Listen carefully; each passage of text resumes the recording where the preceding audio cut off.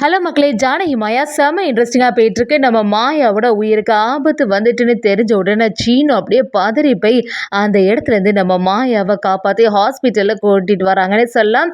அதே சமயத்தில் புவனா தான் இதுக்கெல்லாம் காரணம் தெரிஞ்சுக்கிட்ட சீனு இனி சும்மா விடுவாங்களா? புவனாவுக்கு சரியாக ஆப்பு வச்சுட்டாங்கன்னு சொல்லலாம்.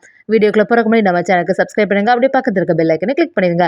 அப்போ தான் நான் போடுற வீடியோலாம் உங்களுக்கு நோட்டிஃபிகேஷன் வரும். மாயாவும் எல்லா எவிடன்ஸையும் கோர்ட்டில் சப்மிட் பண்ணும்போது அதை பார்த்துட்டு இருந்த புவனேஸ்வரியும் இதுக்கு மேலே இவ்வளோ சும்மாவே விடக்கூடாது, எல்லா எவிடன்ஸையும் சப்மிட் பண்ணிட்டா நமக்கு எதிராக தான் எல்லா கேஸும் இருந்துகிட்ருக்கு, பேசாமல் இந்த மாயாவோட உயிருக்கு ஆபத்து வர மாதிரி ஒரு செயலை பண்ணிட வேண்டியதுன்னு சொல்லிட்டு பிளான் பண்ணி நம்ம மாயாவை ஒரு ரூமில் வர வச்சு அந்த இடத்துல மாயாவுக்கு கத்தி குத்து ஏற்படுது. அதே சமயத்தில் அந்த இடத்துல மயங்கி விழுறாங்க. நம்ம தானாவும் இவ்வளோ நேராகவே மாயாவை காணலையேன்னு சொல்லிட்டு ரூமில் வந்து பார்க்கும்போது மாயாவை பார்த்து அதிர்ச்சி ஆகி நிற்கிறாங்க. நம்ம தானாவும் சரி மாயா, உடனே ஹாஸ்பிட்டலுக்கு போகலாம், இந்த கேஸை எடுத்து நடத்தாண்டா அப்படின்னு சொல்லும்போது மாயாவும் இல்லை, நான் வந்து ஏற்கனவே ஒரு வாக்கு கொடுத்துருக்கேன், இந்த சித்திரை திருவிழாவில் கலசத்துக்கு தண்ணியெல்லாம் ஊற்றுறது பெரியப்பாவை தான் இருக்கணும், அதுக்கு முன்னாடி எப்படியாவது அவங்கள காப்பாற்றி கூட்டிகிட்டு வருவேன் அப்படின்னு சொல்லிட்டு நம்ம மாயா தனா கிட்ட சொல்லும்போது தனாவும் அதெல்லாம் இருக்கட்டு மாயா, உன்னோட உயிர் ரொம்பவே முக்கியம், வா உடனே ஹாஸ்பிட்டல் போகலான்னு சொல்லும்போது நம்ம மாயாவும் தனா கிட்ட ஒரு சத்தியத்தை வாங்குறாங்க. உண்மையிலேயே நீ வந்து எனக்கு ஹெல்ப் பண்ணணும்னு தோணுச்சுன்னா இதை கொஞ்ச நேரத்துக்கு இந்த உண்மையை பற்றி வெளியில் யார்கிட்டையுமே சொல்லாத, நான் எப்படியாவது இந்த கேஸில் ஜெயிச்சிடுவேன்னு சொல்லிடுறாங்க. நம்ம தானாவும் வெளியில் யார்கிட்டையுமே சொல்லாமல் மனசுக்குள்ளே மட்டும் வச்சுட்டு மாயாவுக்கு எந்த பிரச்சனையும் ஆயிடக்கூடாது கடவுளேன்னு சொல்லிட்டு அந்த இடத்துலேருந்து வேண்டுதல் ஆரம்பிக்கிறாங்கன்னு சொல்லலாம். நம்ம ஜட்ஜும் மாயா கிட்ட வந்து சரி எல்லாம் சைன் போட்டு வந்துட்டீங்களா அப்படி கேட்கும்போது மாயாவும் எல்லாம் கரெக்ட் ஆகிட்டு மேடம், இனி இந்த கேஸை ஸ்டார்ட் பண்ணலான்னு சொல்கிறாங்க. அதே சமயத்தில் மாயா எல்லா எவிடன்ஸும் சப்மிட் பண்ணுறாங்க. அங்கே உள்ளவங்களும் சரி உங்களுக்கு யாருக்கு அது மேலே சந்தேகம் இருக்குதா, அவங்கள கூப்பிட்டு விசாரணை பண்ணணுமா அப்படி சொல்லும்போது நம்ம மாயாவும் ஆமாம் எனக்கு புவனேஸ்வரிக்கு மேலே தான் சந்தேகம் இருக்குது, அவங்கள உடனே இங்கே கூப்பிடணும்னு சொல்லும்போது புவனேஸ்வரி அந்த இடத்துல நிற்கிறாங்க. மாயாவை பார்த்து அப்படியே அதிர்ச்சியாகி நிற்கிறாங்க. என்னாச்சு, நம்ம அனுப்பின ஆட்கள் எல்லாருமே மாயாவை தீர்த்து கட்டிட்டோம் அப்படி தானே சொன்னாங்க, அப்படி இருக்கும்போது மாயா எப்படி இங்கே வர முடியும் அப்படின்னு சொல்லிட்டு குழம்பி போய் நிற்கும்போது மாயாவும் அப்படியே வயத்தில் ஒரு துணியை கட்டிட்டு ஒரு வழியோட தான் நம்ம புவனேஸ்வரியை விசாரணை பண்ண ஆரம்பிக்கிறாங்க. மாயாவும் புவனேஸ்வரி கிட்ட வந்து இந்த கான்ட்ராக்டர் முத்து தானே உங்களோட பினாமி அப்படின்னு கேட்கும்போது நம்ம புவனேஸ்வரி இல்லை அதுக்கு எனக்கு சம்மந்தம் கிடையாது அப்படி சொல்லும்போது நம்ம மாயாவும் இல்லை, இந்த கான்ட்ராக்டர் எல்லாருமே நீங்கள் சொன்ன மாதிரி தான் செய்திருக்காங்க, இது எல்லாத்துக்கும் காரணமே நீங்கள் தான் அப்படின்னு சொல்லும்போது நம்ம புவனேஸ்வரி அதை எதிர்த்து நிற்கிறாங்க. இதை பார்த்துட்டு இருந்த நம்ம ரகுராமன் ஜானகியும் ஆமாம் இதுக்கெல்லாம் காரணம் அவ்வளோதான் இருக்கும், எப்படி இருந்தாலுமே மாயா இந்த வாட்டி ஆதாரத்தோட நிரூபிச்சிருவான்னு சொல்லிட்டு ஒரு ஆர்வத்தோடு இருக்கும்போது நம்ம மாயா அந்த எவிடன்ஸ் எல்லாத்தையுமே சப்மிட் பண்ணுறாங்க. இது வந்து நடத்துறது எல்லாமே இவங்க தான், இவங்க சொல்லி தான் இந்த ஆஃபீஸர்ஸ் எல்லாமே இந்த செயலை செய்தாங்க அப்படிங்கிற எல்லா விஷயத்தையும் மாயா ஒரு எவிடன்ஸோடு சப்மிட் பண்ணிட்டு இருக்காங்க. புவனேஸ்வரிக்கு நம்ம மாயா கேட்குற கேள்வியிலேருந்து விடுபடவே முடியலைன்னு சொல்லலாம். புவனேஸ்வரியே திணறடிச்சு நிற்கிறாங்க. நம்ம தனாவுக்கு பயங்கர டென்ஷன் ஆகிட்டு இருக்க மாயா பாவம், அப்பா அம்மா நல்லபடியாக வெளியில் வரணும்னு சொல்லிட்டு இவ்வளோ பாடுபடுறாளே, அவளுக்கு உயிருக்கு எந்த ஆபத்தும் வந்துடக்கூடாது கடவுளே அப்படின்னு சொல்லிட்டு ரொம்பவே டென்ஷனாக இருக்கும்போது அதை பார்த்துட்டு இருந்த நம்ம சீனுவும் என்னாச்சு தனா பயங்கரமாக பதட்டமாக இருக்குது அப்படின்னு கேட்கும்போது கதிரும் நமக்கு தனா கிட்டே கேட்குறாங்க. தனாவும் இல்லை, இந்த கேஸில் மாயா வின் பண்ணணும்ல அதுக்காக தான் டென்ஷனில் இருக்கேன் அப்படின்னு சொல்லிட்டு சமாளிக்கிறாங்க. நம்ம தனா வந்து மாயா கிட்ட சத்தியம் வாங்கினது தனாவுக்கு ஞாபகத்து வருது.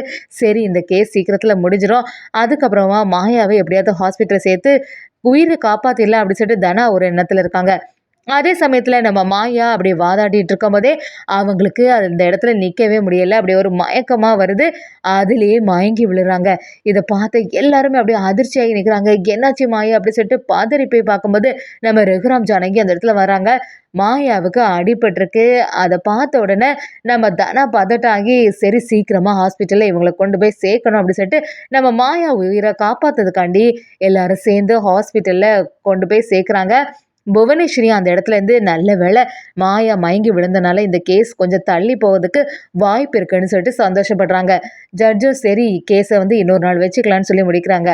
அதே சமயத்தில் நம்ம மாயாவை ஹாஸ்பிட்டலில் அட்மிட் பண்ணும்போது தனா கொஞ்சம் பதட்டமாகவே இருக்காங்க. நம்ம சீனுவும் தனா கிட்ட வந்து என்னாச்சு தனா உனக்கு இதை பற்றி ஏதாவது தெரியுமா அப்படி கேட்கும்போது நம்ம தனா எல்லா உண்மையும் சொல்ல ஆரம்பிக்கிறாங்க.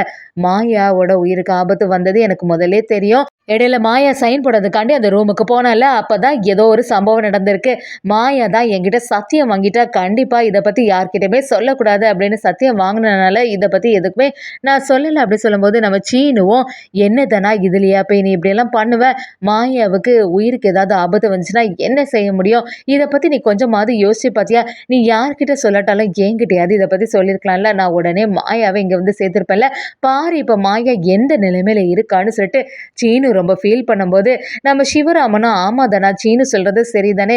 அவ என்னதான் சத்தியம் வாங்கியிருந்தாலும், நீ உண்மைய சொல்லியிருக்கணுமா?" அப்படின்னு சொல்லிட்டு நம்ம தனா கிட்ட சொல்ல ஆரம்பிக்கிறாங்க. அதே சமயத்துல இத பார்த்துட்டு நம்ம மணியும், "சரி நம்ம தனா பண்ணதுல என்ன தப்பு இருக்கு? நம்ம வந்து தனாவோட சைட்லேருந்து யோசிச்சு பார்க்கணும்ல. இவ்வளோ பெரிய உண்மைய தெரிஞ்ச பிறகு, அவ எவ்வளோ நேரம் அந்த பதற்றத்தோடயே அந்த இடத்துல இருந்திருப்பா.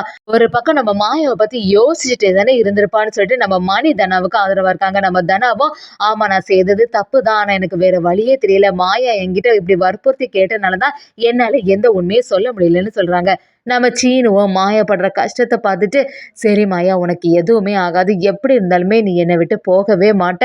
உனக்கு உயிருக்கு எந்த ஆபத்தும் வராது. கூடிய சீக்கிரத்துல நல்லபடியா சரியாகி மறுபடியும் என்கிட்ட வருவேன்னு" சொல்லிட்டு நம்ம சீனுவும் மாயாவுக்காக வேண்டுதல் ஆரம்பிக்கிறாங்கன்னு சொல்லலாம். அதே சமயத்துல இன்னொரு சைடு பார்த்தீங்கன்னா, புவனேஸ்வரியும் நல்ல வேளை மாயாவுக்கு கத்தி குத்து ஏற்பட்டனால அந்த இடத்துல மயங்கி விழுந்துட்டா.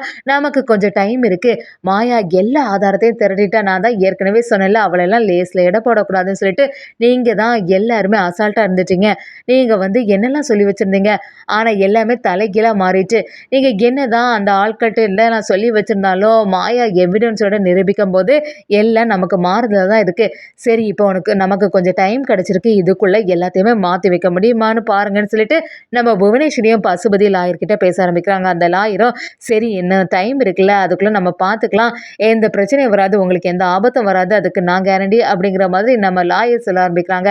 அதே சமயத்துல சீனுவுக்கும் இதுக்கெல்லாம் காரணம் யாரா இருக்கும் அப்படின்னு சொல்லிட்டு யோசிக்கும்போது, வேற யாரா இருக்கும்? எல்லாமே இந்த புவனேஸ்வரி தான் செய்திருப்பா. அவளுக்கு பக்கமா கேஸ் வந்து இ கரெக்ட்டா இல்லாதனால இந்த மாரி ஒரு செயல செஞ்சுட்டான்னு நம்ம சீனுவுக்கு புரிய ஆரம்பிக்குது. இனி இந்த புவனேஸ்வரிய சும்மா விடுறதில்ல. சரியே இல்ல. ஏற்கனவே அவனால நம்ம குடும்பத்துக்கு பல பிரச்சனை வந்திருக்கு. ஜானகி அத்தைக்கு மேலேயும் இப்படி ஒரு செயல பண்ணி பார்த்தா, நம்ம குடும்பத்தில எல்லாருக்குமே ஆபத்தா தானே இருக்கு. பேசாம இந்த புவனேஸ்வரிய போட்டு தள்ளிடுறோமா அப்படிங்கிற ஒரு எண்ணம் நம்ம சீனுக்கும், கதிர்க்கும் வருதுன்னே சொல்லலாம். என்னதான் இருந்தாலும், அவங்களோட அத்தை, மாமா உள்ள இருக்கனால வெளியில வரும்போது, மாமா இத நினைச்சு ரொம்பவே ஃபீல் பண்ணுவாங்களே. ஆனா புவனேஸ்வரி இதோட விடக்கூடாதுன்னு சொல்லிட்டு நம்ம சீனு, கதிர் செமையா வந்து புவனேஸ்வரிய மிரட்ட ஆரம்பிக்கிறாங்க. புவனா எவ்வளோ தைரியம் இருந்தா மாயாவுக்கு இப்படி ஒரு செயலை செய்திருப்ப.